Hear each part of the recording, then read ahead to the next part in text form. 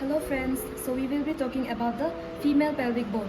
So female pelvic bone, it is designed to protect our pelvis viscera and to support our vertebral column and to facilitate locomotions.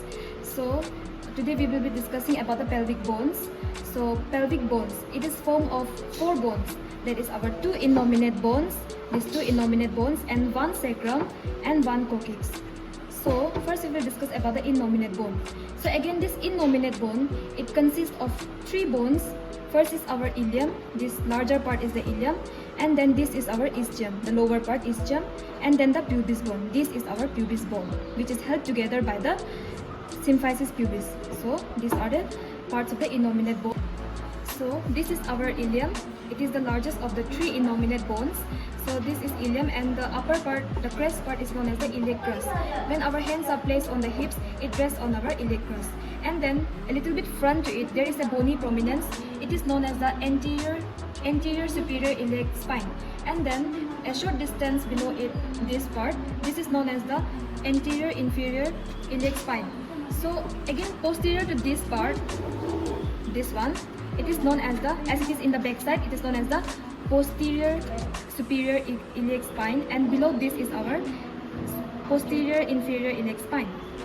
And then now it forms a concave surface structure here. The ilium, it forms a concave structure. It is known as the iliac fossa. The iliac fossa, and posterior to this part, it is known as the iliac tuberosity. It is a rough surface which is used to attach the muscles. It will have lots of muscles. And then now moving on to the second innominate bone, that is our ischium. This is the ischium, and this thick part of the large part of the ischium is known as the ischium tuberosity. This is the ischium tuberosity, and then this ischium tuberosity, posterior to it, here is our ischial spine. This ischial spine is very important part in the labor process, as it estimates the stations of the fetal skull during delivery. So now we will discuss about the pubic bone. This is our pubic bone, these 2 pubic bones, and it is attached by our symphysis pubis. So this has 2 ramus, pubic bone has 2 ramus. This is our superior ramus, pubic ramus, and this is our inferior pelvic ramus. So these 2 inferior ramus, it forms the arc of the pelvic. Now it encloses the pubic bone, it encloses the surface with the ischium. It is known as the obturator foramen. So, and this, where our hips joints are joined, femur are joined, it is known as the acetabulum. Now we will see about the sacrum. This is our sacrum.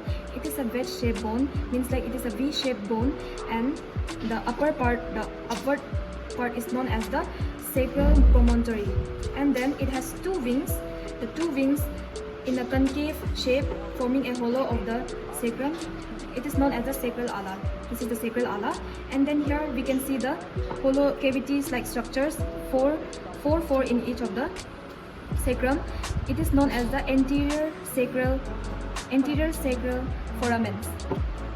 And then we have in the posterior part, here we have a hollow structure, hollow canal. Then it is known as the sacral hiatus. Now we will talk about the coccyx. That is a small triangular bone in the pelvis. So it is formed of 4 fused vertebrae, and during the delivery process it moves backward, so to create a large space. So the process is known as noding. So noding is the process where the coccyx moves backward, creating a large space for the delivery.